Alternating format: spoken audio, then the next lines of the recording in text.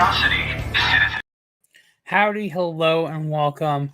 This is an SOS episode, but it's a solo SOS. That's okay. I always have Zort. We're here to talk about some of the news that happened this week because there has been some stuff going on.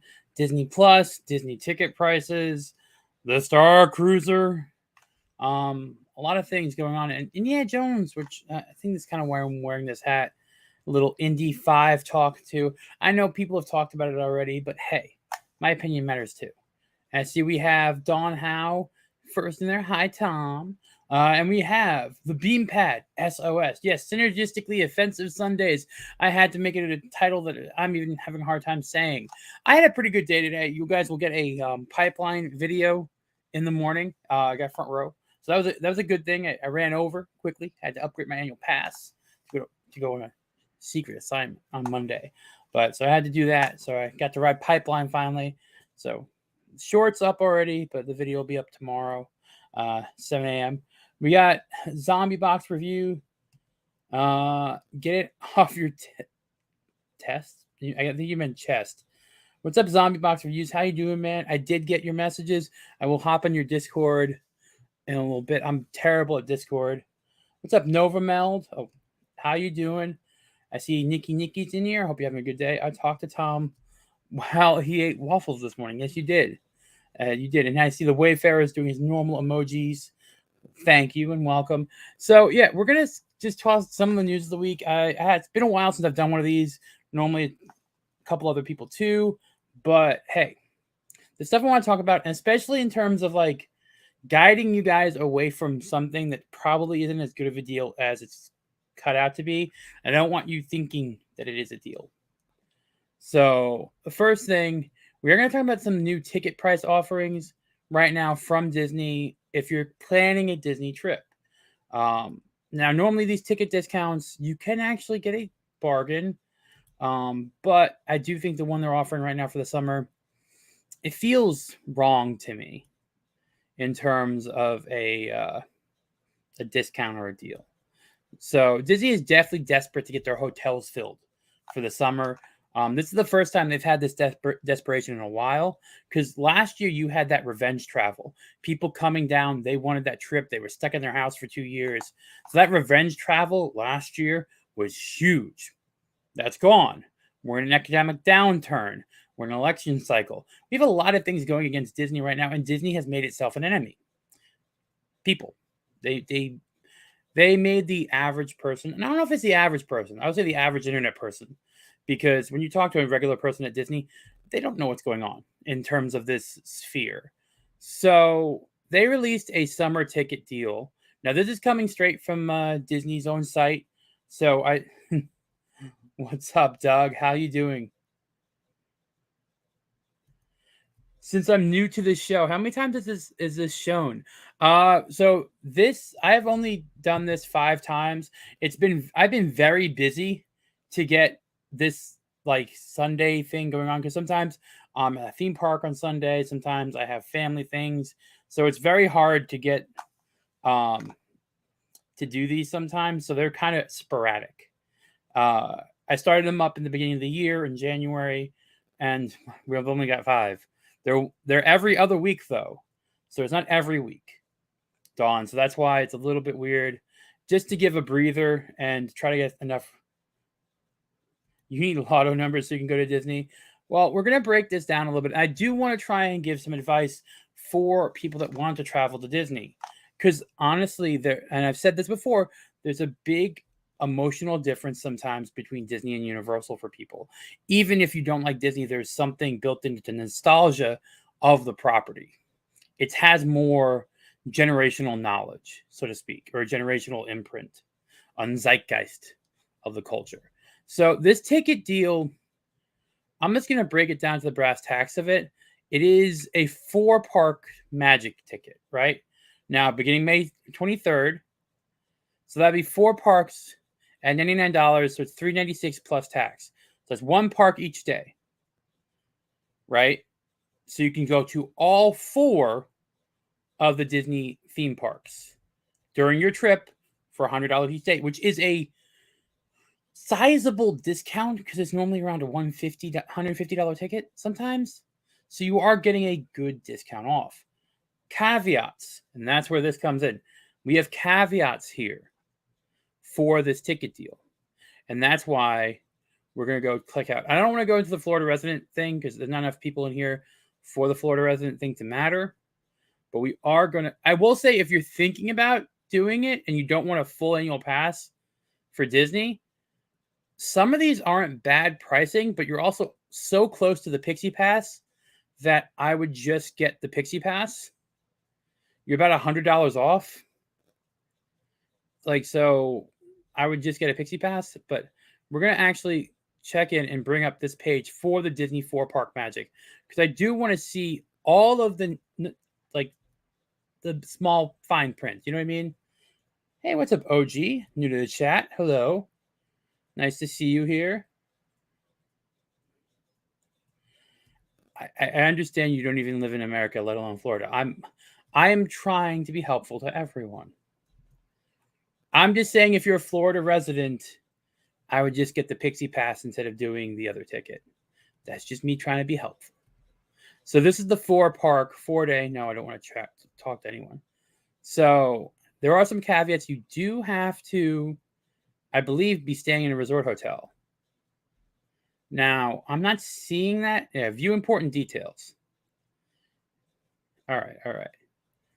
Here's the nitty gritty. Let's break it down, brass tacks. Let me bring this zoomed in a little bit for you guys because I think it's a little bit small for you.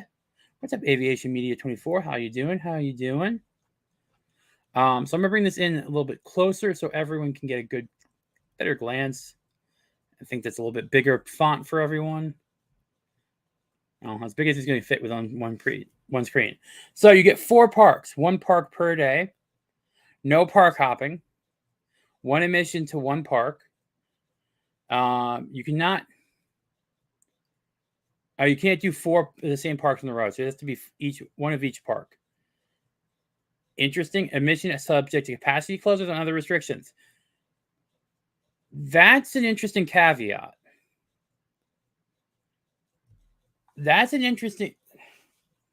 This one right here is a very interesting caveat. All tickets are non-transferable, non-refundable. The capacity closures is very interesting to me because normally a day of ticket is giving priority. So if you have a day of ticket for Disney and you bought one to go to Magic Kingdom, the day of tickets are given higher priority. So it goes resort stay, day of ticket, then annual pass sometimes because of like the hierarchy in Disney's mindset of how much money they're getting from that individual guest, kind of. So the fact that it's that's something I would be worried about. Tickets are not valid for admission on blackout dates. So besides that, these tickets have blackout dates during holidays. You can't do it for. And we have R2 with the dad jokes. Yes, remember to smash that like button. This is sus. This ticket deal is sus. Now, I will say, if you're not traveling during the blackout dates, and if you're not traveling on certain things, I'm not seeing anything. I thought there was a stipulation that you had to stay on property. I'm not seeing that. There's not any fine print I can see about staying on property, which, you know what? I'll give it to Disney. They're not making you stay on property. So you could do an Airbnb and use these tickets. That's not bad. But something rubs me the wrong way about it. I would say that. Something just stirs me the wrong way about all this. But if you are looking to come in the summer, I would wait, you all. I don't want to carry the picture. All right, view all special offers. Okay. I would say June through September, you're looking at the peak of summer. It's going to be hot. August is normally a light time frame. It's terrible weather-wise here. It's a light time frame. I would just be worried about the whole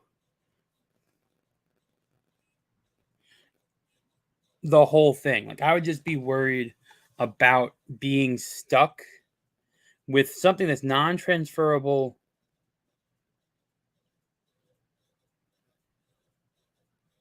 Sorry, got a text message. Real world comes in sometimes. So I would say, yeah, also hurricane season.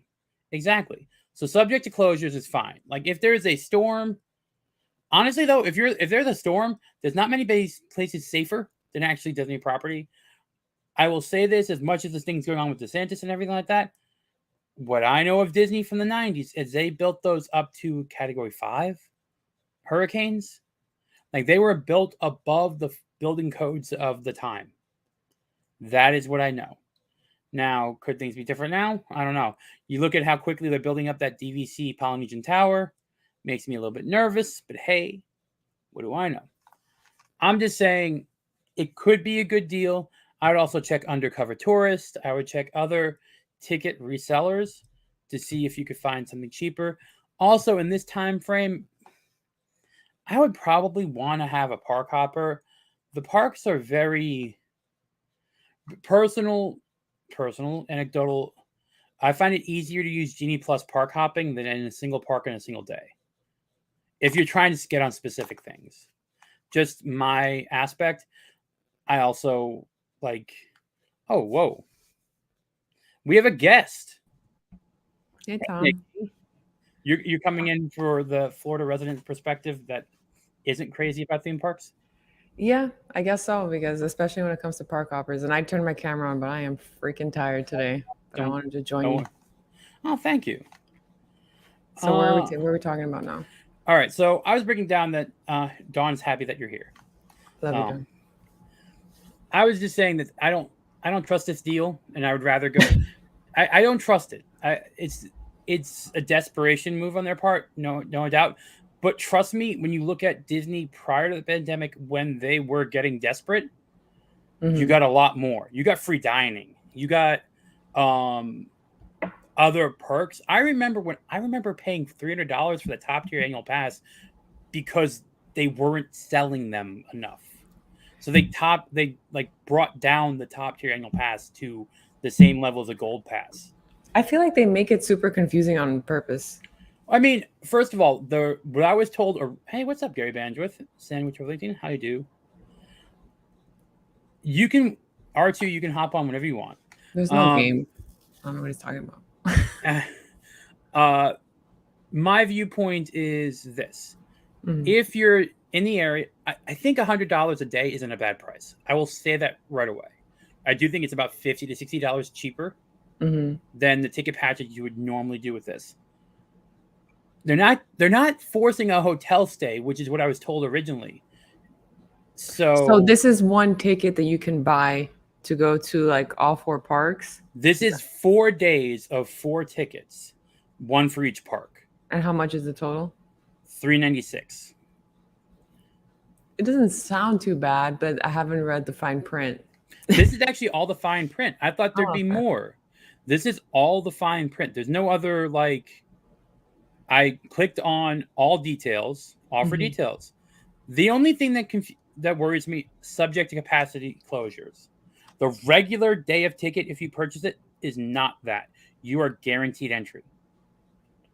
Okay. So I guess in the rest of it, it's just the typical like blockout dates and blah, blah, blah. Well, this only has a couple of blockout dates, July 1st to the 4th and September 1st to the 4th. So July 4th and I guess Labor Day.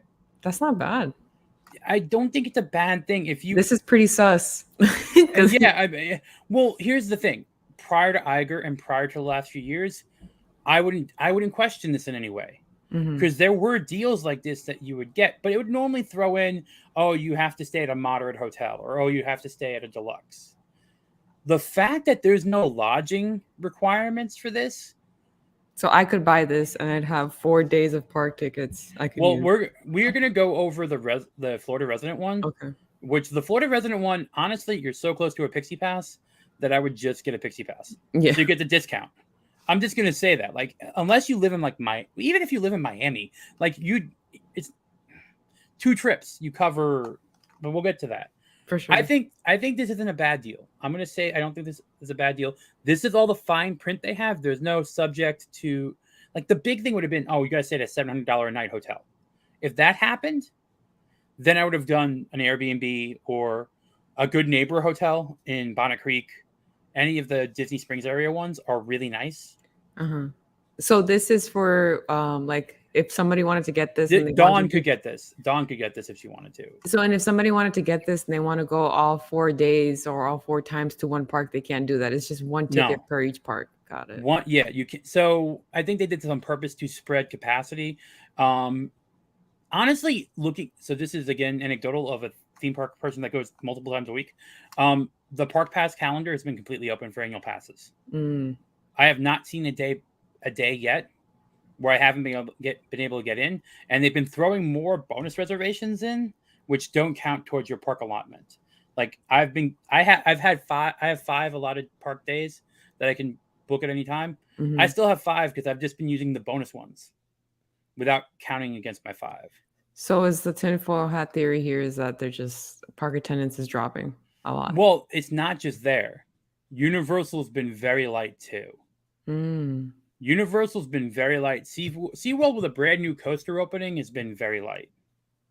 So I think this is more of an economic. Well, I had a feeling this was going to happen eventually too, because I think you were mentioning it earlier. People already did their trips after the pandemic. Yeah, and the other thing is, like, Disney people know Desperate Disney, and they know that there are people that changed and took their kids out of school to have free dining. So if Disney people want it, they will wait for the right thing. I have tinfoil hat time for the Disney parks. We're going to talk about this for a second. Tinfoil hat. We have 3 maneuvers left for Disney to make. They're not bringing dining plan back until next year, but they have a maneuver that the desperation one that I think they could make, which is offering Genie Plus to hotel guests for free. They're still doing that. I'm so out of the loop with what Disney does because I feel like they change their park stuff all the time. That is so hard to keep. So right now the Genie Plus is max of it. The max it ever was $30. It's been sitting around $20 to $22 recently. Remember, it started out at $15. So it started out last year at $15. It's been hovering at $20 to $22 before the summer. They're still cheaper than Express Pass. If you do both the Genie Plus and a Lightning Lane, you're looking at $40 still for the day. So it's still cheaper than the $80 for Express Pass, or more if you get the unlimited. But they're changing how it works soon, so you'll be able to pre-plan more of your Genie Plus day, like the Fast Pass Plus used to be. So you don't have to wake up 7 a.m. My personal opinion on that is it's going to be bad for locals, because I remember how bad and complaints I had from friends down here before I moved down here with Fast Pass Plus, where they were never able to get a ride because they had, like, you were 7 days out and you could do it, and the people had 30 days out for their vacation and they got to do it, or 6 months out or whatever. Oh, I see. Yeah. So, I think this all ties back to people already got it out of their system that were waiting to come after the pandemic, to be honest. The other thing is there's nothing new. Yeah, that is true too. So, you know how I have a friend that I go to Disney with because she was able to get me in, and we always go to Epcot. And honestly, the only thing that has going for it is the Guardians ride. There's not really much else to do. The same thing goes for Disney World. There's not much to do. If you've already been there once or twice, you don't need to go again, in my opinion.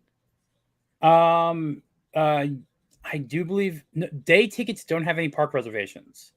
So day tickets now, there are no park reservations. You just literally go and buy the ticket for the park. I believe since this is a ticket package, you will have to make your park reservations. I agree. I think there's nothing new. Like Tron, the people that went on it like Tron. I liked Tron. It was a fun ride.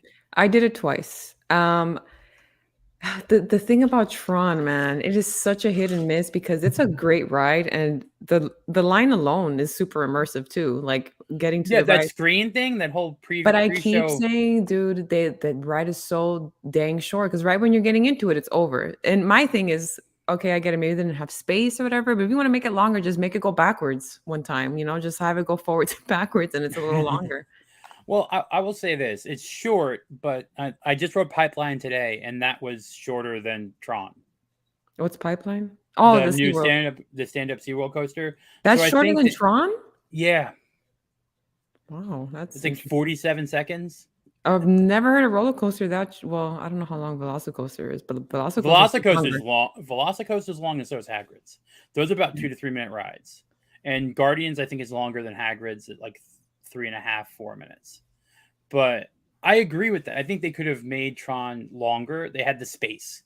Well, I don't know. There's a reservoir behind the train track, over there. Mm-hmm. If you've been on the railroad, there's a reservoir back there. So I Yeah. don't know if they could have gone that much further back that direction. Or maybe they were just trying to copy it exactly how it is in Yeah. Japan.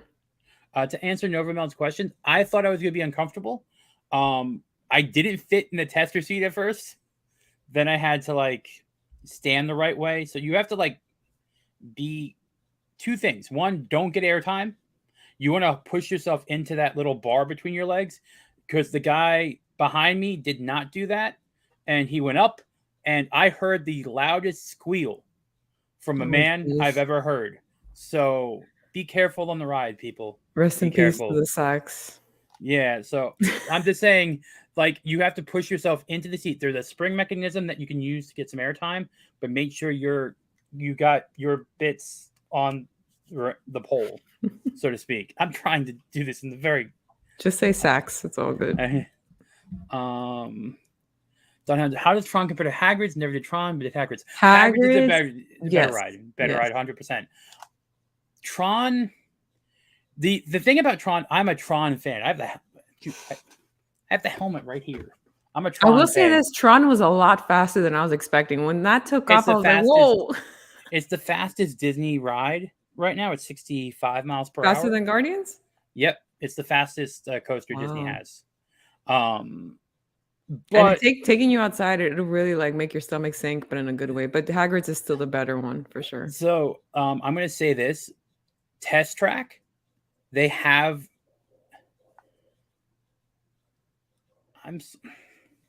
Jay's mad at me. I forgot. I walked my dog and then had dinner, and then I forgot. You're okay, Tom. Don't worry. Test Track. Florida code makes Test Track go below 90. The car can actually go up to 90. Really? So yeah, so the ride could go up that fast. Interesting. All right, this is breaking off the things, but there's a theme park thing anyway. Top 5 rides in all the parks in history. You're being very vague, but I can give my top 5 rides in Orlando, because the number one ride for me will always be my first roller coaster I ever did, which is the Dragon Coaster in Ride Playland in New York. That will be my number one. It's just historical. It's also one of the oldest roller coasters in the country. It's like in a year, it's going to be 100 years old. So that's a cool thing. Anything that old, like still running, is cool. So it's like my number one. But besides that, it's gonna be a Disney list. Carousel of Progress is on there. I love that. My dad loved that. My lists are not based around the rides. They're based around how they informed me and how much nostalgia I have for them. So like Hagrid's is a great ride. It's not in my top 5 right now because there's no institutional like feelings behind it yet. So like Star Tours has more feelings to me because I was there opening day for it. I was a little kid with Ewoks running around. Star Tours is better than Hagrid's to me. But that's how I function with that stuff. You know what I mean? Like, yeah, it's more about the memories tied to it for you. yeah. A ride's, put it this way. That's the reason why a theme park and amusement parks are different and all that, is because there is that ability to build core memories from that. Like Splash Mountain was a core memory for me. I remember the first time in 93 or 93, when it opened up, waiting 5.5 hours. I was 6 or 7 with my family, and I was petrified to go on it. So repeat for me again. What were the rides that you listed? Dragon Coaster in New York. If you can look it up, it's a very old wooden roller coaster that you go through a tunnel I'm of sure dragon's it'll mouth. help you pass a kidney stone. Yes, go ahead. Yeah. Carousel of Progress. just because I love that it's Walt's vision. That's Mhm. Walt's favorite attraction, and it's the only one left Mhm. of it. Star Tours, Mhm. because Ewoks, and Mhm. it was so cool. That whole thing was cool. That was the first time I was ever there. Well, actually, the second time, I guess, for a ride opening. First, it was before Splash Mountain. That was the first time I was ever at a ride opening, and seeing my dad be giddy and nerdy, who was a stoic person. That was what was cool with me as a kid. Like Mhm. he was geeking out about the Ewoks and going over and he lifted one up and hugged it. That's I'm cool. just like, and 5 will be more of a current one, Velocicoaster. I love that coaster. I can ride that every day. I love negative G's, not positive G's, which is kind of why I did like the Surf Coaster What's the Pipeline. difference? What's So what's Go ahead. positive G's are when you're being pushed into the seat. Mhm. Negative G's are when you're being floaty. So like drops. Yeah, drops or inversions that pull you out of the seat without too much force. So So like you know the Tower of part, Terror. yes, like Tower of Terror. But you know the part in Velocicoaster where you do that turn over the water? Bro, I've gone on that thing once and it was with Jay and it was like all I was thinking about was the fact that I was going upside down without a shoulder harness. So I wasn't really concentrating on like the loops and the drops. I was like, "Oh my God, I'm gonna fall out of the seat." I see Joe C in here. How you doing? And I see Dawn has ridden the Dragon Coaster. Oh yeah, you are a New Yorker. You would have known of the Dragon Coaster. That is, I, Mako has some good negative Ds. You are correct. That first and second drop, that third drop would be better if they didn't slow it down. But yeah, Mako has some great negative Gs. We got sidetracked by a question about rides. I'm sorry about that. Mm. This happens. The 4 park ticket, I think it's okay, but like you said, those are only 2 specific blackout dates of really busy holiday times. Yeah, so Why that's would like you saying want to go if I there? could if I could buy that, that means I could go around Thanksgiving and Christmas and all that stuff. I think it's only for the summer. Oh, It's it's only only a for the summer summer. ticket. Okay. But then there's a Florida resident deal that we're going to talk about right now. We're going to share this tab instead. So this one is the one that's more akin. Now, I still think when you look at this, beginning May 16th, so it's already started, you're looking at a 4-day ticket for about $58 per day. That is 2004 prices for a day ticket at $58 per 2004. day. Wow, I was still in high school. So that is a long time away in terms of pricing. And 3 days for $70, that's looking around 2010 for a day ticket about. I'm basing it off of memory. But look at the total prices. Now, the cool thing about these tickets compared to the other one is you can space them out a bit. It doesn't have to be consecutive days. That was gonna be my next question. Yeah. So we're going to go in and actually look at this specific plan too, because this is for people in Florida that are not super Disney fans, but they do want to come to the park maybe for the time period just to get on, try some stuff. I feel like this is like your ticket, maybe. I mean, a lot of pass holders live in Miami. When I was in Miami, I knew a lot of people that had annual passes. Yeah, I've run into a But lot of people. the drive from Miami to Orlando is like really normal for people that live in Miami. Like Well, I will say the train's up and running. You, oh, shut up. It's open already? I think so. Yeah, The Bright there. Line? I think it's open Dude, I've been waiting forever for that stupid now. train to open. So I looked into it for myself. It's $80 a one-way ticket. Dude, I'm doing it. I hate driving. I don't care. But my point is, I'd have to drive an hour over to the airport to use it to drive Mm. and it takes 3.5 hours. So I could actually drive there in less I time just than it would hate take to driving. train. That's made for people like me that I will pay extra to not have to drive, so I will do Oh, that I instead. would do it once just to say I did it and Yeah. make content from it. But Mhm. in realistic terms, I could actually drive down to Miami quicker from where I live. Dude, if it's open already, I'm probably gonna go soon. I haven't been to Miami since I moved here. I need to go. So that's a thing to know too. The train is open. Honestly, the other thing is I could get a $100 flight from where I live to Miami. But it goes to where? Is it West Palm or does it actually go all the way to Miami? I do not know the exact stop for the train. I will know the exact stop for the train when they open a station up where I live. Yeah, yeah. That's being talked about, I'm which would make my sure life happier. that's gonna bring a lot more business to Orlando because people in Yeah. Miami love coming to Orlando all the time. So So this is the Florida residence 4-day and 3-day ticket. And you do have a bunch of valid dates, but you can go anytime through those dates. Mm-hmm. So you don't have to necessarily do them together in one day. And you can actually add the park hopper to this one, which you couldn't do for the non-Florida resident ticket. So you have an option for this one to add on the water parks, park hopper, or both. That's an interesting thing. So we're going to go to offer details to see the full thing. So I want to know if there's any stipulations besides the dates. You show proof of residency. Both the theme park reservation and valid theme park ticket are required. Admission is subject to capacity closures again. After the expiration, price paid is wholly unused ticket can be applied to the purchase of a new ticket with an equal or higher price. Interesting. So they're saying that if you don't use all your tickets, you can actually buy a new ticket with whatever's left, or add it to it. That's actually not bad in terms of being able to have flexibility. So what's the price difference between that and the Pixie or whatever it's called? The Pixie Pass is about $399, I think. It's about $400. Yeah, but if I'm remembering right, it's so many restrictions that it's like it's the point. It's weekdays. The Pixie, I would do the Pirate Pass if I was a resident and not caring about super much, because then you get the weekends. As long as you have the weekends, the Pirate Pass is like an extra $100 or so, or something like that. Actually, I can bring that up quickly just so people understand. I think the annual passes are still for sale right now. They did not sell out like I thought they might have. I didn't know that was a thing either. Like I didn't know there was like a cap to how many. Well, I think they did that for the Magic Keys in Disneyland. They would do spurt releases, right? Mm-hmm. So the Pirate Pass they're showing is $50 a month for.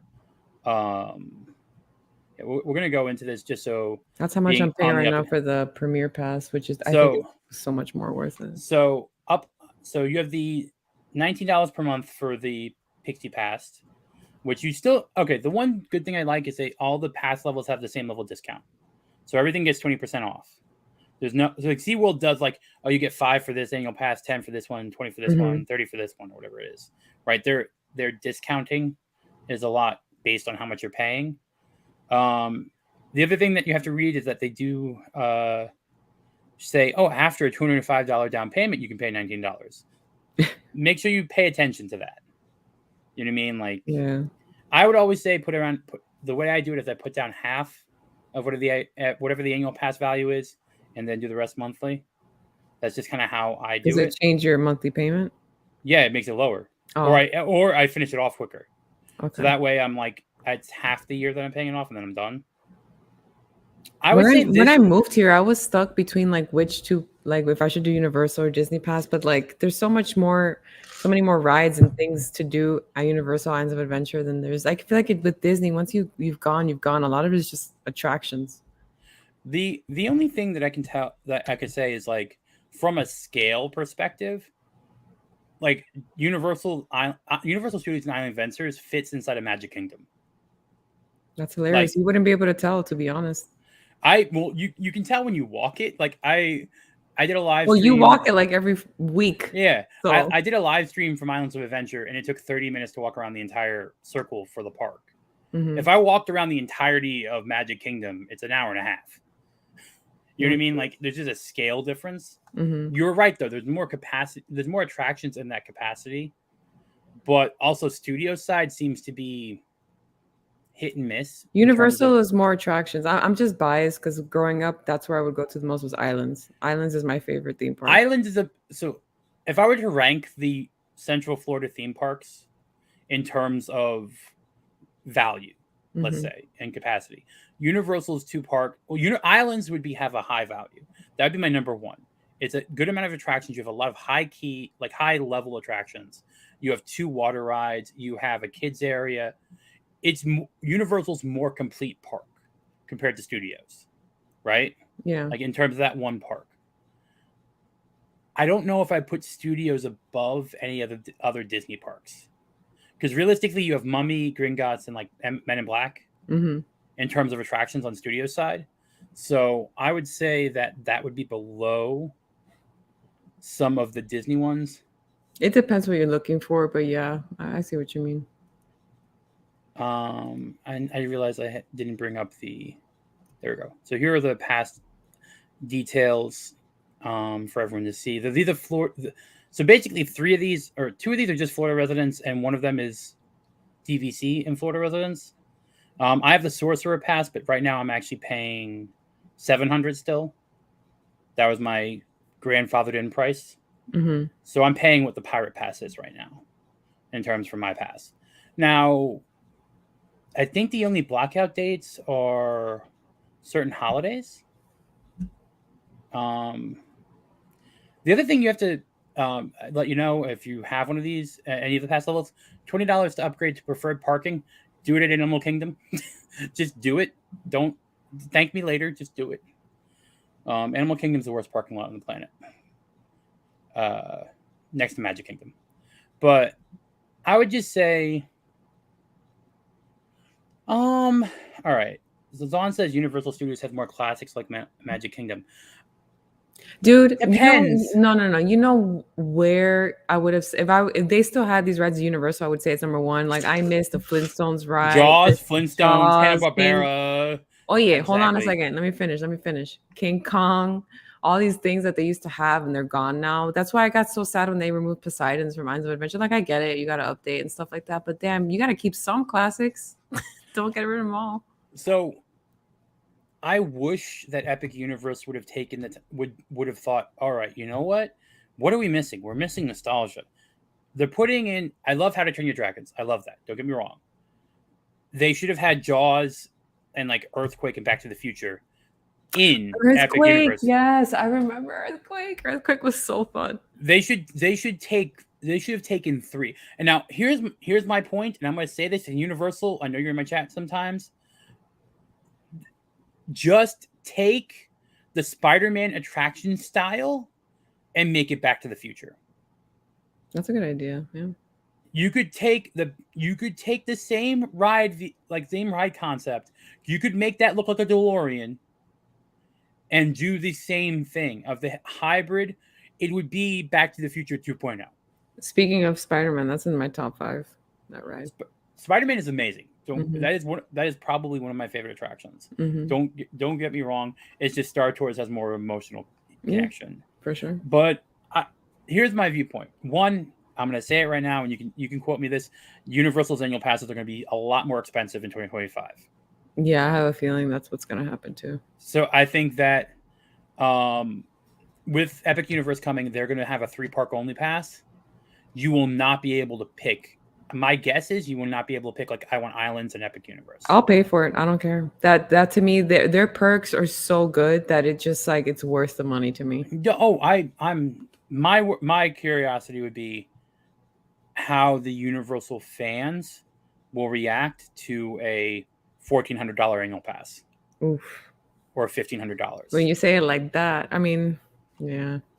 That's my point. Because if you break it down right now, even if you take the top tier Disney pass, now yes, you're right. There's more attractions at Universal.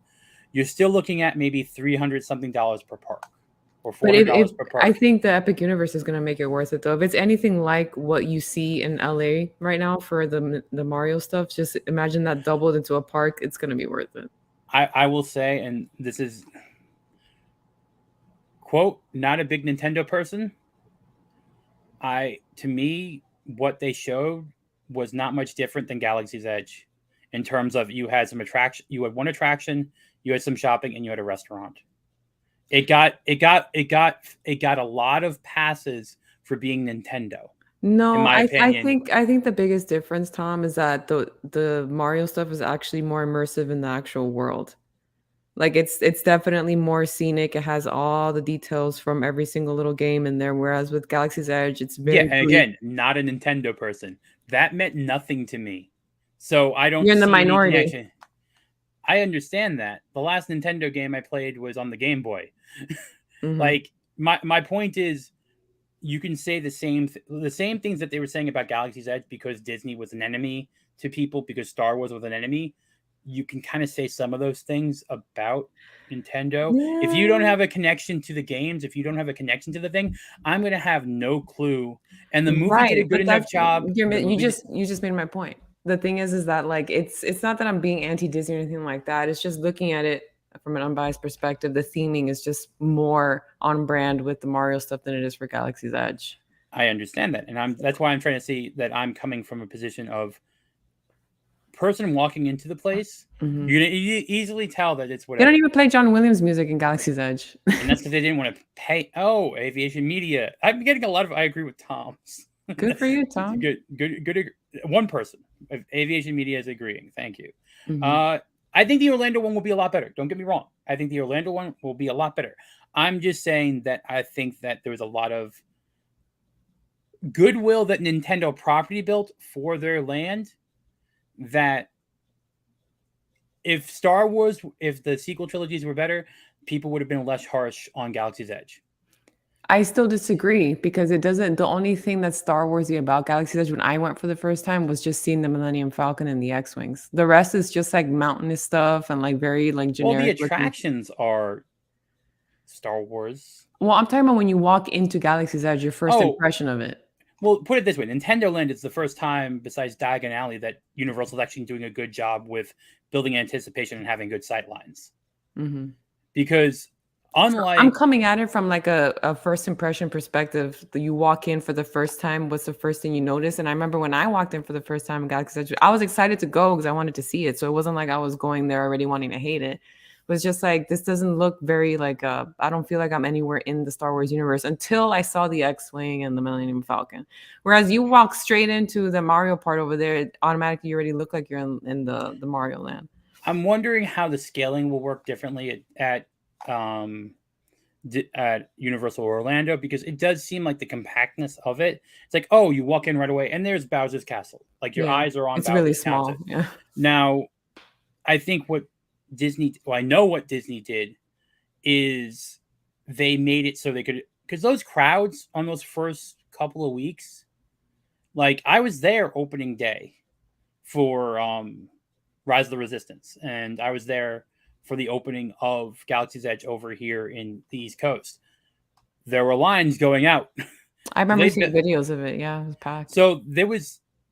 My point is, I know Universal Hollywood is a small space, and I'm knowing that the one in Orlando will be the one that I will probably appreciate the most with the Donkey Kong ride. The Mario Kart ride seems That was a little disappointing. I too figured busy. it would be. It seems too busy with Yeah. the AR thing going on, and then you're going around in the thing, and you can't see the practical effects because you're paying attention to the AR thing going on. I figured they would have made the Mario Kart ride kind of like test track, just like a fast. They could have done Cars Land. They should have just done Yeah. 4 cars racing and had higher capacity. But that would have taken more space than they had available in Disneyland. Not Disneyland, in Universal Hollywood. Yeah. So here's the thing. I will say this. For Smuggler's Run is so much better when you're with a group of friends. That Yeah. ride becomes 100,000% better when you're with a bunch of people that you know and you can yell at each other like playing a video game. When you're with there and there's a bunch of kids in there and you're like with like maybe one other person and you're just trying to be polite when the kid's like flying it into the ground, it's a different thing if you have your like a good friend on the other side. It's like, what the are you doing, or something like that. I even censored myself. Yeah, I've only been on it once, and that was also with Jay, and he was screaming at me because I was doing it wrong. But it's fun if you go with someone you know, for sure. And that's what I thought Mario Kart could have been more so. Yeah, Like or something that would have faster. been, yeah. I Actual mean, racing. yeah, it's just Donkey Kong looks cool, and this is again talking about the future. And 2025, Universal is definitely poised to make a big. That's gonna be so packed. That's something that I would want to go opening weekend just to like. It's kind of like when you see a movie on the premiere day, all the hype is there, just to experience the crowds. I just hope it doesn't open in the summer because it's gonna be so hot. I hate going to theme parks in the summer. I'm hoping for preview days like they did for pass holders, and Hmm. I'm the thing that That's what they did in LA, right? For pass yeah, holders. there was pass holder previews. There's more pass holders here than in LA, Mm. so But that maybe worries they'll me do a it by little bit. like reservations or something. But the other thing, and this is a rumor, and I'm going to say rumor, is that I heard, and I don't know how true it is, that there may not be annual passes for Epic Universe for the first year. I wouldn't be surprised if that's true. Yeah. In which case, I don't know how much I'm going if I'm spending $150 a ticket. I mean, I'm gonna go. No, I don't care. Like, I know they probably do that for crowd control and stuff like that because I'll everybody's. go. I'll go one day. Yeah, I'll go once. Yeah, yeah, But I ain't going again until an annual pass comes. yeah. That's true. I And mean, on a weekday, so that it's like at least a little less packed than the weekend for sure. yes, it's more. Oh, I absolutely. It's put it like this way. backseat driving. Put it this way. I went with a bunch of my family, and I just acted like Chewbacca and made Wookiee noises the entire time. So like, that's when you can have fun like that. Yes, you will have to check out a lot of rides when you visit Florida. Oh yeah, just be ready to spend thousands of dollars, but I think it'll be worth it. Yeah. I may wait a couple weeks on it after it opens. It was busy Galaxy when I was in the bus at 3:30 in the morning. That's why 3:30 in the morning. Good Lord. I thought ahead and got myself a hotel room at Boardwalk and just had my nice little walk over to Hollywood Studios. There you I go. still woke up at 5 in the morning to walk Yeah. over there, and I will say this: I got boarding group 1 on that first time for virtual queue. Like it was the first day I was boarding group Nice. 1. That's not, I don't know how that happened. Never got boarding group anything above 50 after that, but I'll take it. Oh, Pop That's Century. I stayed there once. oh, you got the gondola. Wasn't the gondola up and running by then? Or did that come during the pandemic? I think that came during Pop the Century is pandemic. that music one, right? Yeah, it's part of the Skyliner group, though. It's part of the Skyliners. So, if you want to ride that, okay? Yes, I will make Wookiee noises. I do them badly, but I make them. You're gonna have to practice yelling though, because Tom is a soft speaker. So every time we're Almost, at the parks, I'm like, "What? What did you say?" I'm all right. First of all, I was told I was always allowed, and I had I a find that little bit hard of to believe. a little I'm bit of loud. a little bit of Catholic schooling. I've gotten hit up. My wrists have been hit by rulers. I just learned to be a little bit quieter. Mm. So besides the annual pass, so besides the new tickets, we'll touch. Everyone's talked about this already, but we'll touch on it a little bit because I did know a few personal friends that did do the Starcruiser, and I may or may not be You going mean on it. chills? No, I'm just kidding. No, just I'm rich just people. kidding. Oh yeah, rich chills. Got it. So I may or may not be going on the last day for this. On my birthday. That's my birthday. So that's the only reason I'm talking about it, because if I'm going, I will be live streaming this if they let me. But It's so funny how nobody wanted to go and give them money, but now that it's closing, it's like, all right, everybody goes. You're gonna trick them into staying open longer. It's gonna be like, here's the thing: I would have done it for $900 or $1,000. My problem was per paying night. my problem was paying $6,000 for one person. That was ridiculous. It's a hotel room. There is no fuel cost. You can't judge it that way. Like a cruise ship, I understand you're paying double because you're basically taking up the occupancy for a whole family of 4. What do you mean the fuel cost to be put in that freaking U-Haul van to to get shuttled in there? That's the fuel cost right there. I have He Nicky's hooks it up. shirt. He hooks it up. I mean, technically, the gift is that he does it for me. Let's put it that way, because I pay for my stuff. But yeah, he hooks it up. But September 30th is the last day. That's my birthday. And I'm like, wow, what a great gift. It's closing on my birthday. I mean, you're at. I'm not getting you a Starcruiser to stay. No, I can't no. afford that much. I don't know if I'd even want to go as a gift. I'd be curious to walk on it and see it for myself. But as far as like staying a night, and I mean, I don't know what I'd get from it. It would just be very depressing because I would have given an arm and a leg if it was themed with anything but the sequels, Here's the weird thing. They're so okay with closing it up and mothballing it that they have so much hubris, or Lucasfilm has so much pride, that they won't just say, all right, you know what? We effed up. We're going to do every quarter a new It's era the same thing with the of movies. Star Wars. It's the same thing with the movies themselves. When have they ever said that? And I want you to if you've been to the parks, I want you to understand this. I've talked to PhotoPass people. I've talked to merchandise people, everything holding back the park side of things is Lucasfilm. The reason why there's not a Force Ghost Obi-Wan photo op inside of Galaxy's Edge is because of Lucasfilm. Yeah, because It's they not really because of want Disney. they want their Star Wars to be what the new generation considers Star Wars as they No, get I older. know. I'm just saying it's not Disney and Imagineering. Again, full disclosure, I have two uncles that work in Imagineering. Trust me, they wanted to do other things. Yeah, I mean, The- it's kind of an open secret that it was Kathleen that really pushed for the Batu stuff and all yeah. that. So Now, there are rumors, and I think Vero Mike's brought it up once on Thursday. There are rumors of a wedding venue that this might change into. a wedding venue. Well, it has 100 rooms. Oh yeah, You could technically theme the inside to anything if they wanted to. like Star Wars or just in general. Well, all right. So, say if you pull back on the sci-fi aspect, you could make it Avatar. You could make it.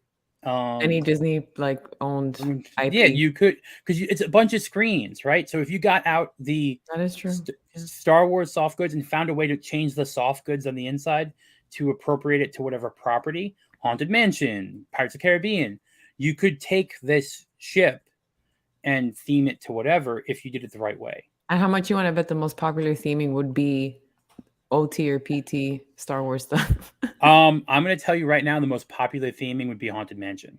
Oh yeah, yeah, Haunted Mansion, of course. How could I forget? That would probably be the most. Mm-hmm.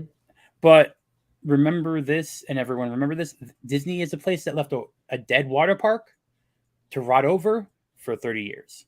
Disney is also the place that left a hotel half built for 20 years. They're gonna have to do something with this quick though, because it's right there next to like it's literally right in Galaxy's Edge. So it's not like they can just abandon it. So they got to do something with it. They will. Here's one. I'm not one of those conspiracy theory in terms of entertainment size, but I think I am. Give it to me. I know. They're the patience of the stockholders is really a thing, and I'm a stockholder. I'm a shareholder. I've been in those calls. I've listened, and at some point, if Disney's summer is bad, I don't care about box office. If Disney's summer is bad, where they're making like 80% of the revenue, I think, comes from Disney World. Like most of their revenue comes from the theme parks, specifically Disney World. You ready for a tinfoil hat theory of mine? Sure, go ahead. So, I don't know how much this has to do with their earnings calls. Obviously, they just had one and there was no mention of this being closed down. I would assume that by their next earnings call, they're going to have to say what their plan is for this. I don't know how much that the park stuff ties into these earnings calls, but I imagine they would have to say something about it. So, here's the thing. You have a couple of rumors floating right now, and this is tinfoil hat time.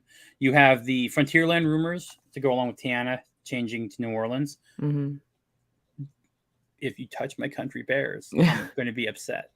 Just saying, it's the only one left in our country. I don't want to have to go to Tokyo to go everything cool, but I think that 17 billion that they want to invest, Galaxy's Edge was like 2 billion to build alone with the hotel, I think. Oh man, combined. So you're looking at only one section, one land section, right? You have the dinosaur land that needs to be touched and changed. That theming in that ride is going extinct pretty much. So you can have Zootopia there, which they've already proven in Shanghai that's opening up there. So if they're doing 17 billion and they're going to do an expansion behind Magic Kingdom, so say that's 2 billion per expansion. mm-hmm. You have the Frontierland changing, possibly. You have a Coco Land and a Villain Land in Magic Kingdom, possibly. You have the finishing of the Moana thing that just looks like Avatar. I saw it the other day on the monorail. It looked like Pandora. The same in, lights. Epcot. Yeah, it's a walk-through puddle. It's fountains. It's a bunch of fountains you walk through. It's a splash area for kids. mm-hmm. Like they literally made this touted up a Moana splash area for kids. Fort Wilderness is awesome. Dawn, Fort Wilderness is awesome. I will say that I've slept in a tent there. I did that once. I wouldn't do it again. It was hot. But Fort Wilderness is awesome, and Hoop-Dee-Doo Review is well worth it for the unlimited drinks, as in sangria or beer. Only place on Disney property with unlimited alcohol. So get an early show. Um, but I think that if you put it out for all the expenses, you're looking at about $10 billion extra out of all of I'm their. betting if that wedding venue thing isn't what they do, it's obviously just going to be something Star Wars related. They'll gut it Well, from the inside. They could do there another is ride in there. there is a rumor of a Jedi temple. Oh This my rumor has been gosh. floating around a little bit, but it's supposed to be Rey's temple. Of course it is. Now, here's the other thing, and I talked. Okay. How can I say this without? I talked with someone Mm-hmm. that put down the cost of how much it would cost to change everything into original trilogy inside of Batu, Okay. and it would only be about 1.5 billion if they wanted to change some of the architecture. Only. And well, the other thing is they could do it for less if they weren't changing the architecture, and they would just try to find a way to bring. But you don't really need to change much of it too. It would It's be just painting it. It would be painting it it's to look like. okay, but it's simple changes such as, for example, the Falcon ride. Take out Hondo and put Han Solo back in there. Instant, like, okay, you're back in the OT and just change the visuals of whatever you're doing in the cargo ship. Like, it's little stuff like that that they could do, or they can keep the sequel stuff and just add stuff, interchange some things so that it's like a mix of all of the movies. It's weird to me that they just want to completely ignore everything else. Well, and they ignore it in Disneyland. So Disneyland somehow gets away with doing whatever they want, and their Star Wars nights in Disneyland sell out right away whenever they have them. Where you have Leia there, you have C-3PO, you have R2 rolling around, you have Jabba, you have Bosk, you have all of these characters that they have the costumes for, because guess what? The DVC Moonlight Magics in Hollywood Studios, Boba Fett's walking around in the original Boba Fett outfit, not the new one. Like, Really? it's the original outfit. You have Maul going around with his double-sided lightsaber. You have there was someone dressed up as Count Dooku. Like, they can do it. They've had it. They can do it. They just don't want to. Do you remember Star Wars weekends they No, used I to don't. have? So before Disney bought Lucasfilm, right? They would Oh, do. did they do like parades? I have so many pictures of when I was a kid of like parades of like Star Wars parades of them walking down Disney dressed up as all these characters. Is that what you're talking about? I Yeah. can't remember. So during Star Wars weekends, they would have like stage shows. They'd have Mark Hamill there. They'd have Wicket there. They'd have Hmm. Billy D and all that. Now remember, this was pre-Disney Star Wars. I'm gonna have to bring up. This is just gonna be an interesting thing because I don't. Um, I'm gonna have to mute it because I don't know if the music copyrighted. They would have weird stuff during these Disney Star Wars, not Disney Star Wars, but these Star Wars nights or Star Wars weekends. Specifically, what Padme and Leia would do. Me. Uh, this was an odd thing to see as like a 10-year-old in a Hmm. Disney park. But they would do a lot of, for lack of a better term, twerking before twerking was a thing, and this was meant for kids. I have very vague memories of Disney when I was a kid because we were such a Universal, SeaWorld going So family. so this was before the aqua. Like I'm muting this. This is from Inside the Magic. Just so people don't get mad at me. I'm giving credit to people. Don't come at me, bros. I don't know how I have to get to where the Padme and Leia dances because this is a 30 minutes show and I don't need to see Darth Maul or Palpatine breakdancing. But the Wookiee thing is funny. So they have the Wookiee come out to Shaggy. Remember the artist Shaggy? Yeah, of course. All right, so I have the It music off wasn't because me. I have the music off just because I know that would get me claimed right away. Hmm. Dawn has seen these on YouTube, so this is Lucasfilm Star Wars. Just remember this. This is Lucasfilm Star Wars, not Disney Star Wars. So if you think Disney is the only people that didn't respect Star Wars all the way, I mean, I'm just saying, like Yeah, this. but at the time they were also doing this too because they were trying to entertain kids. Like Oh, and they wouldn't do this now with their sequel characters. no, but we are getting to the part that I think they had a good Padme and Leia. That's all I'm gonna say. They had a good Padme and Leia. I like And Chewie Leia's Chat. and Leia is in her slave outfit. Now remember, this is a bunch of like Look 10-year at it. old Is kids. that Ahsoka? I don't. Yes, Ahsoka's there too. What year was this? 10 years ago, 2013. Interesting. That is that's surprising seeing Ahsoka on there because that's a Clone Wars thing. Yeah. So I'm just saying, like, if you think that now, I think what was it? Was it 2012 when the acquisition was? Was that when it was? Oof, I can't remember. All right, Let me Google. Wait, let's see. When was Star Wars purchased? I want to say it was 2012. Yeah, okay. So I was confusing the dates. December 18th, 2012. It was finished on December 21st, 2012. So the purchase started on the 18th, and it took a couple of days to finish. So this was actually Disney Star. All right, you know what? Disney Star Wars. This wasn't that bad. You know why? I mean, Because look what they did. They had freaking Leia from the OT there. They had Padme from the PT and Ahsoka from the Clone Wars. Like that's why people would accept it nowadays. And not for nothing, this was not geared towards 12-year-old kids. This was probably geared towards 30-year-olds at the time because they knew who was spending money.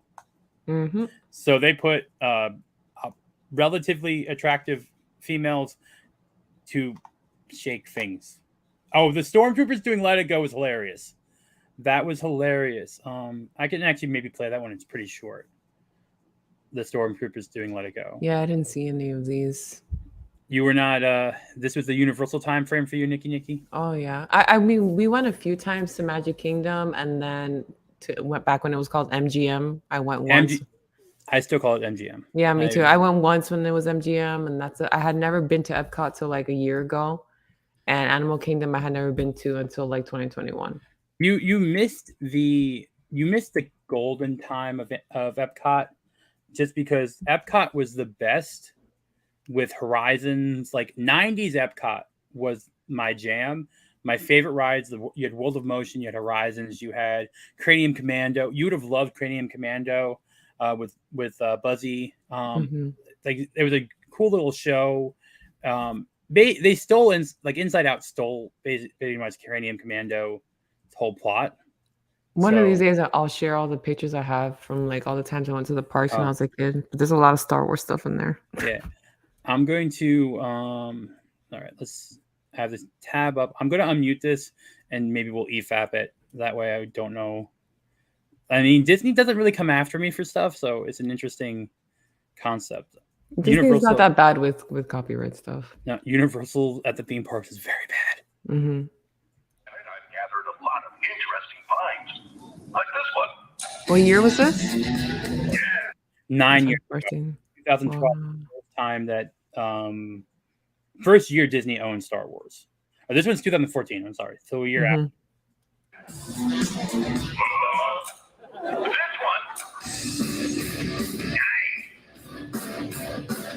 Where in the parks is this happening?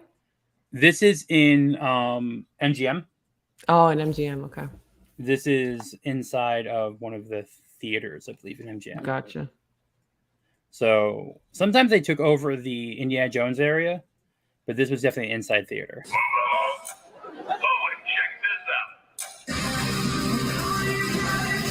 Wow. That's great. This was Disney. This was Disney owning it. Like, well, that to be fair too, this was Disney when they first owned it. I doubt that they were going to implement anything with the parks right away. You know? No, but what I'm saying is that the concept behind Star Wars here, the idea of how they were doing Star Wars here, I loved these things. You know what I mean? Like I loved going to these. Okay, but it's the same thing with them owning the MCU as well. Like they want to make their new era of content be the Star Wars going forward for the new generation. Tom, this isn't going to happen. But that wasn't the original thing, because it took a long time for them to start destroying things. Like they had this property for a few years before Force Awakens came out. Mm-hmm. And they didn't do anything bad with it for those few years. That's why I'm surprised that the docking bay is still left intact. in is that what it's Launch called? Bay. The launch bay, yeah. Um, I hope they never change it.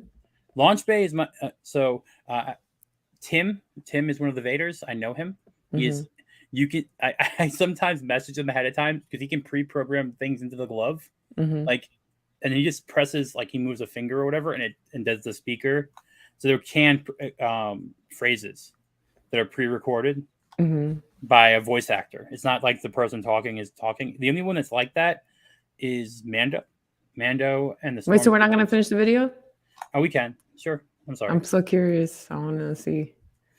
All right. I'm sorry. 2014, man. This was. I don't know if I was at this one, but these were very cool. Yeah, those are good. Let's check out my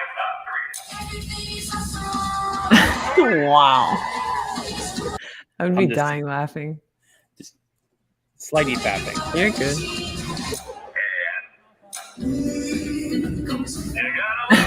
All right, this is all. But see, like, this is so cool. Like, it's pop culture. They're breaking the fourth wall, and like instead of just walking around and being stiff and not doing anything.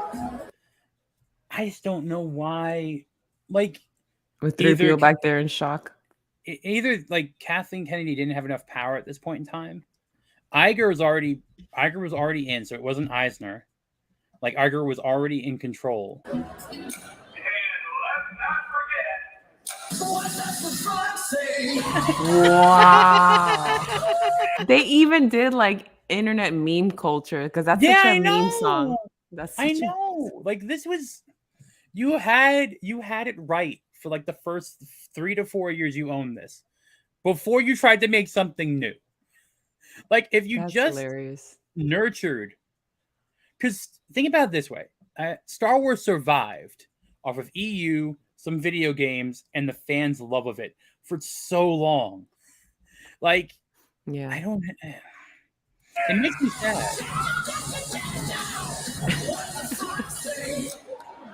that's a good one. All right. Okay, your turn. What songs have you got? Oh, I've got some good ones. I, too, have done my share of gathering new music from the locals. These are straight from my blast of Ewok. Okay, so I like that they do that. That they say that I got the music from the locals. So like it's super like interactive, like blending it with the current world. Yeah. But that's what it should have been. It should have. It shouldn't be like, oh, all of a sudden you're do it like the Star Trek experience in Vegas, where you're suddenly transported.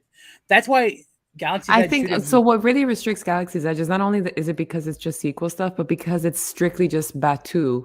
Like they want to make it so much just about Batuu instead of at least all of the sequels. You know what I mean? Like it's not that interactive. No one knows what Batuu is. Honestly, so. We'll finish the video and I'll talk for a minute about what they could do and would actually save a lot of things. Oh my gosh. So funny. All right, 8 seconds at a time. They hear me roar. I'm like forgetting. I'm remembering songs I didn't remember that I remembered. Yeah, dude. Hell yeah.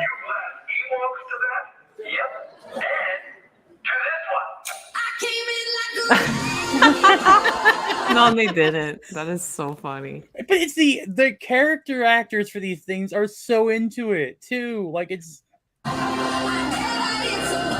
look at how much expression you're getting from a stormtrooper without any facial thing, like just body languages and stuff like that. Like, I just like the idea that they found music that they've never heard of before and they just like it regardless of the genre. The Move Along song, that was the best part. That was peak 2014. Yeah. He must really like blasting small furballs to female power ballads. Now this one is my all-time favorite. Of course. Don't tell me that he's gonna start like swinging around and dancing. Yeah, twirling around. I love this song.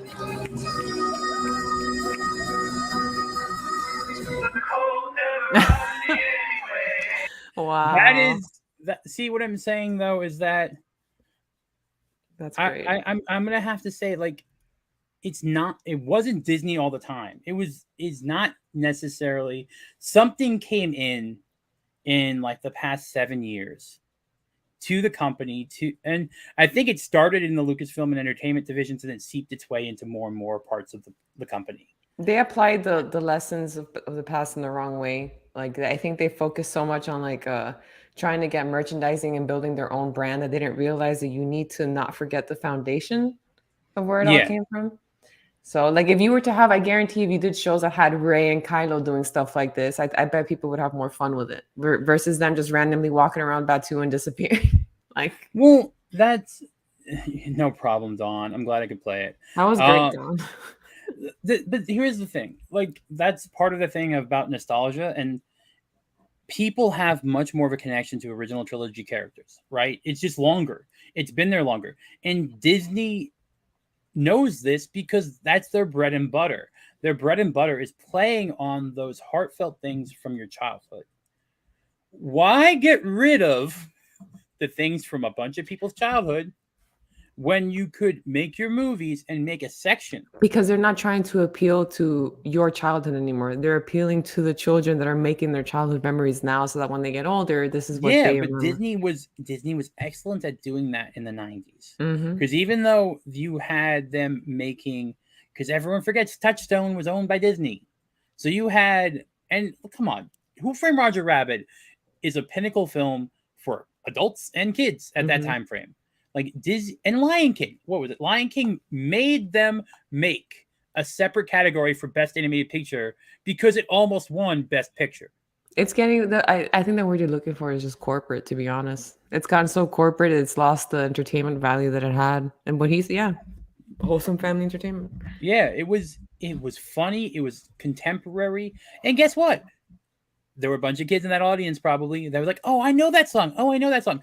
That's how you connect it. You don't have to do things geared just for the kids. You just have to have things that the kids or the teens connect with. What Southern KT said right there, it's the fact that they used to focus on it being timeless. And what they're doing right now is they're focusing on a time frame, like on a time period within the IP. It's not timeless.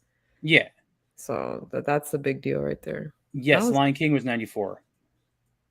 It was that was the beginning of the Best Animated Picture slot in the Oscar because they didn't know what to do. Like, all right, well, we can't give it to. You have any idea how many like real directors would have been pissed if an animated feature won Best Picture? Right. Like they would have been.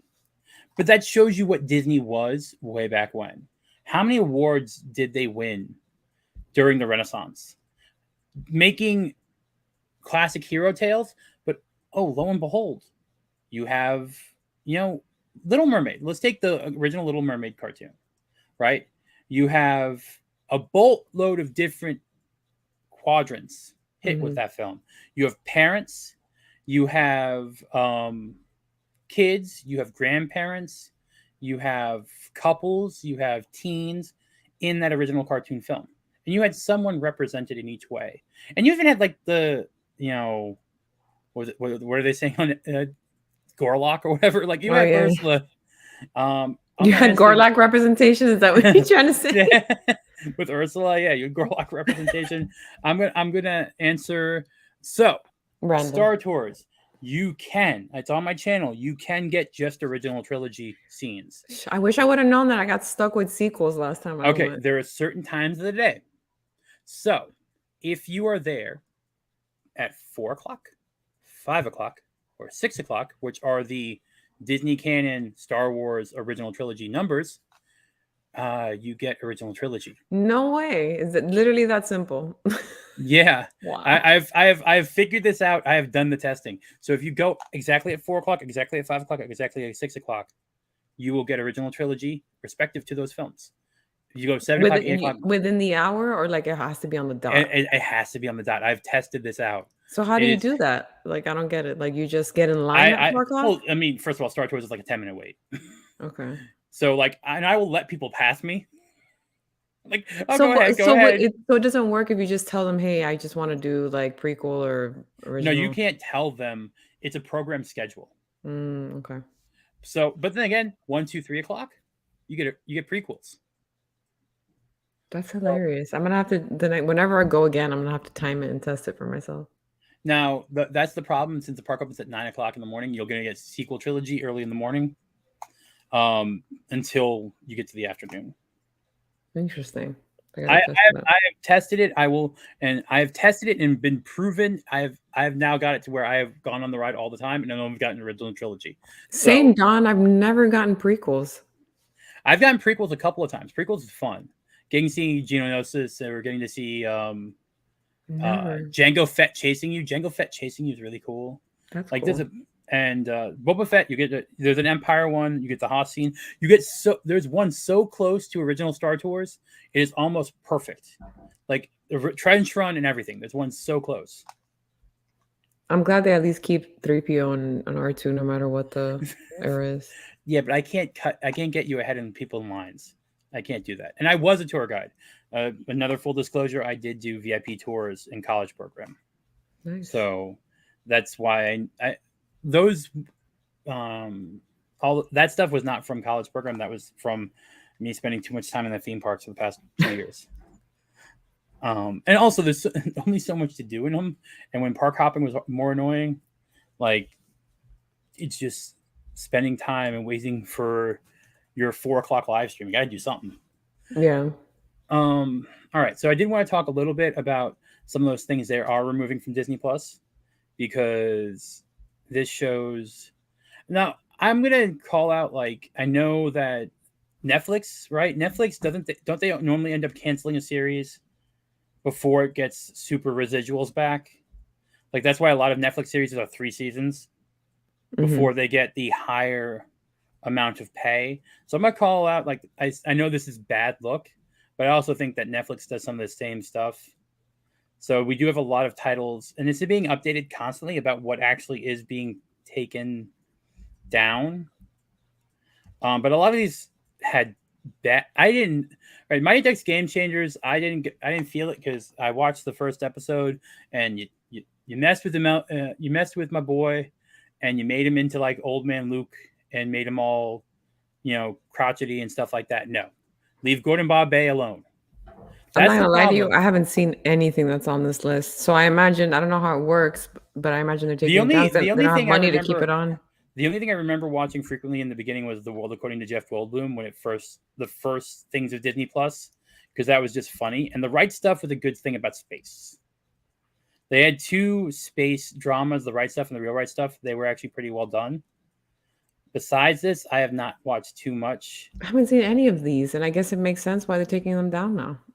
These were all just like in the kids sections of stuff. They have to realize what people want to watch. Wait a minute. Is that why it's so hard to find my channel before? Road trip. Hey man, for a while, when my name was Rogue Disney, if you typed it in, it just went to this show. So, but Harmonious. No, this is the interesting one, and I'm going to say that for a reason. My entire Harmonious video got taken down from the preview, which was up and fine. No, nothing wrong. No, no music, copyright claims or anything like that. And all of a sudden, the entire 18-minute show got claimed and got struck. Not struck. I didn't get a strike. They just they made it so unwatchable in any region. So I did do the whole thing of cutting out what the problem was. It became a 1-minute video of me talking in the beginning and at the end. They are wiping anything Chapek did away from the board. They don't want anything of him left. I actually liked Harmonious. I might have been one of the only few people that did. I like the music choices. I've never seen it. They had a lot of Hunchback. They had a lot of Hercules, a lot of Tarzan. And as a kid growing up, those were the movies that I really connected to, because Aladdin, Hercules, Tarzan, Hunchback, you actually had a male protagonist in a Disney film. Lion King too. I wasn't much into watching princesses. Interesting. Southern KC says, when I started following you, I had confused you with Paging Mr. Morrow. I felt like it's okay. We don't really look that much alike. That's one of the reasons I've been changing the hats around. I felt, and even Nate has changed his around. We are friends. We know each other. So that's the funny thing. Okay. But that's I'm just gonna say these are not a surprise. I was muted. I'm here talking to Don like a dummy. When I was telling Don is the fast pass stuff, like I remember that too. Oh, that is switching back. What was it? What does Josie say quickly? You're making a good case for Disney, Tom. You should be on Chris Gord's Film Tech Courtroom, the people versus Disney Star Wars for the evidence. Are they if he doing asks- like if they're doing a the segment court, on yeah. I reached out to him when he wants to do the people versus Disney because if he wants to talk Disney, you'd be good on that for sure. If he wants to go down that rabbit hole, like I will be the devil's advocate because you only have the past 5 years to really complain about Disney.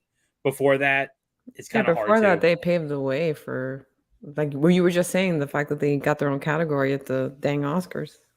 I'm just saying, like if he wants someone that will, I know that he's a good theme park fan. I know he's on with Lorena sometimes and Culture Casino talking about stuff. But yeah, he has not reached out in terms of Star Wars stuff. But if he wants to talk Disney, I already DM'd him and said, hey man, if you're doing a Disney stuff, like I think you'd be reach good out, with bro. Disney. Yeah. But I don't really care. Like this is honestly clearing out the chuff that isn't good on there, and obviously they're gonna try and start. But correct me if I'm wrong, because I don't know too much about it. But they take this down when they don't have any more money to keep it up, basically, right? Is that what it is? This is before they have to pay residuals to the people. So this is, that's why I brought up Netflix and them canceling shows by the 4th season when they would get higher residual pay. Oh, interesting. That's why I'm saying this is a business maneuver more than the content itself. It wasn't good content, but it was more of a business maneuver. But I also guarantee you, though, if it did get a lot of views, they wouldn't just take it down either. So no, if it warranted the up in residuals, then yes. If it warranted that, then it would have. It's no coincidence that most people have not seen almost all of that list that you just pulled up. So yeah, I mean, first of all, we did get through everything I wanted to talk about, which I appreciate. Which I was surprised. Normally, I end up when there's more people here, I end up going scatterbrained, and so it was a little bit more controlled. The only thing I was actually like, Why the Last Man? That was the only Hulu FX show on there. So obviously, the Hulu FX catalog is probably their strongest catalog, and they are going to end up buying Comcast's allotment of it. I think that's still going to do well for them because a lot of Hulu originals are pretty good for the most part because they're not being made by Hulu. They're buying them. They're not being made by Disney. They're buying them like FX buys shows. So I'm curious. I'm still looking and seeing like, because they haven't done anything with Searchlight Pictures yet. They haven't done anything with the real boutique studios of Fox. And Fox Searchlight, before the purchase, released a lot of Oscar films. And then you also have 4V Ferrari from Fox. What's going on with that studio? Because they own it now, and that is a shame because they were on a good roll for the past 8 to 10 years. And that Fox Searchlight and their like boutique films. So, and when you look at it right now, the landscape, where we got Dune. Dune is our. I think streaming services are a killer to the movie industry. Like I really do. I watched Dune at home first, and I hated myself, and I went to theater right away. Like, there are now. I didn't see Fast X yet. I know that's. I'm not watching that crap. I used to love the Fast franchise. Like I was all in for it, but then like I do not remember what was the last one I watched. So I'm like, it's not worth it anymore. I'm not gonna get back into it. I get it. I take it for what it is. It's a crazy franchise, but I can't keep track of it anymore. I will say, in terms of Disney right now, there's nothing to look forward to. Secret Invasion trailer looked better than I thought it would. Yeah. But that might be the last thing. It will be better than the Marvels. I'll tell you that. Secret Invasion will probably be better than the Marvels, just because it's Nick Fury and Ben Mendelsohn in it. Yeah. Like it's not. It looks like a more like Secret Invasion looks like a more serious take on things. And it needs I think Marvel needs a serious win right now when it comes to its content. Well, Guardians is a win. Guardians is a win, but it's so far removed from where the MCU is going now. So that's why they need something that's tied into their current phase to have a win. Yeah. But I think we're good. We got an hour and a half, and I have to be up early because little spoiler, I'm gonna be at Busch Gardens tomorrow. Oh, okay. First time ever. first time ever for me going to Busch Gardens. Well, at least I've the one never in been Tampa. either. So that's gonna be tomorrow. I don't know if there'll be a live stream or not, but that's gonna be tomorrow, and maybe soon some video with tanks. That might be happening. Dawn, it comes out June 21st. Secret Invasion. Secret agent, secret agent, man. But it's been a good stream, very informative, concise. Concise. I don't know if I was concise, but also get your one quick thing before we leave. Return of the Jedi merch is available on Shop Disney for the anniversary. I have one of the T-shirts. It's got Jabba and Salacious on there, so I had to get that shirt. Yeah, I got the mug. They have a Herschel backpack that looks really cool from the pattern from the ponchos. So if you want any of that stuff, there is some deals on Shop Disney going on right now. So that's that. Also, coming next week, I'll have a video from the Character Outlet Warehouse to let you guys know more about that. There are some great deals. I've gotten a lot of stuff that would be $100 in the park down to $10. So I don't know if you've ever been there. Have you been there, Nikki? Is that you said it was at the outlet mall? Yeah, the Character Warehouse. I've been to the outlet mall, but I had no idea that was there. I really want to go by there. All right, so let me know. I want to do a quick thing about that. Oh yeah, I'm down to go there. All right. So anyway, I have to give you your shirt. Yes. I hate having something. Don't worry about it, dude. Don't worry. So I'm glad everyone got to enjoy SeaWorld on Friday. Getting okay, you're going to Wish. Have a good cruise, Chris Ellis. Coming in at the end of the show. But as always, don't be afraid to be the fool. Thank you, Nicky Nicky, for hopping on. I'll throw in your information because I didn't know who was going to pop on. And as always, have to remember, and I always forget, I have an outro now. So everyone have a wonderful weekend, and I will see you guys all tomorrow. Bye, enjoy. Guys. Bye.